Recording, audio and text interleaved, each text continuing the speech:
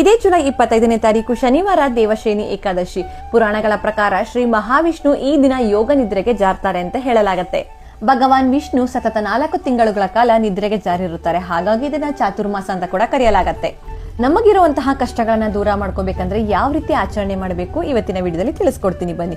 ಮೊದಲನೇದಾಗಿ ಶನಿವಾರ ಬೆಳಗ್ಗೆ ಸೂರ್ಯೋದಯಕ್ಕೂ ಮುನ್ನವೇ ಎದ್ದು ಸ್ನಾನ ಮಾಡಿ ದೇವರ ಮುಂದೆ ತುಪ್ಪದ ದೀಪವನ್ನ ಹಚ್ಚಿ ತಪ್ಪದೆ ವಿಷ್ಣುವಿಗೆ ತುಳಸಿಯನ್ನ ಅರ್ಪಿಸಿ. ನಿಮ್ಮ ಮನೆಯಲ್ಲಿ ವಿಷ್ಣುವಿನ ಯಾವುದೇ ಫೋಟೋ ಇಲ್ಲ ಅಂತಂದ್ರೂ ಪರವಾಗಿಲ್ಲ, ತುಳಸಿಯನ್ನ ಇಟ್ಟು ಪೂಜೆಯನ್ನ ಮಾಡಿ ಒಂದು ಗಾಜಿನ ಗ್ಲಾಸ್ ತುಂಬಾ ನೀರನ್ನು ತಗೊಂಡು ಅದನ್ನ ದೇವರ ಮುಂದೆ ಇಟ್ಟು ನಿಮ್ಮ ಬಲಗೈಯನ್ನ ಆ ಗ್ಲಾಸ್ ಮೇಲೆ ಇಟ್ಟು ನಿಮ್ಮ ಕಷ್ಟ ಏನಿದೆ ಅದು ಆದಷ್ಟು ಬೇಗ ನಿವಾರಣೆ ಆಗಲಿ ಅಂತ ಕೇಳ್ಕೊಂಡು 108 ಬಾರಿ ಓಂ ನಮೋ ನಾರಾಯಣಯ ಎಂಬ ಮಂತ್ರವನ್ನ ಪಠಿಸಬೇಕು.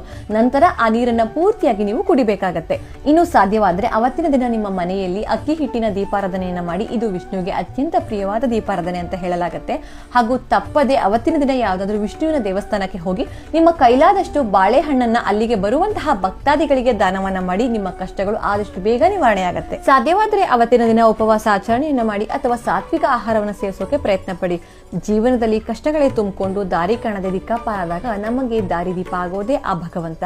ಹಾಗಾಗಿ ಭಗವಂತನ ಮೇಲೆ ಸಂಪೂರ್ಣ ನಂಬಿಕೆ ಇಟ್ಟು ಈ ಪರಿಹಾರನ ಮಾಡ್ಕೊಳ್ಳಿ. ಎಲ್ರಿಗೂ ಕೂಡ ಆ ಲಕ್ಷ್ಮೀನಾರಾಯಣರ ಅನುಗ್ರಹವಾಗುತ್ತದೆ. ಎಲ್ರಿಗೂ ಒಳ್ಳೇದಾಗ್ಲಿ. ನಮಸ್ಕಾರ.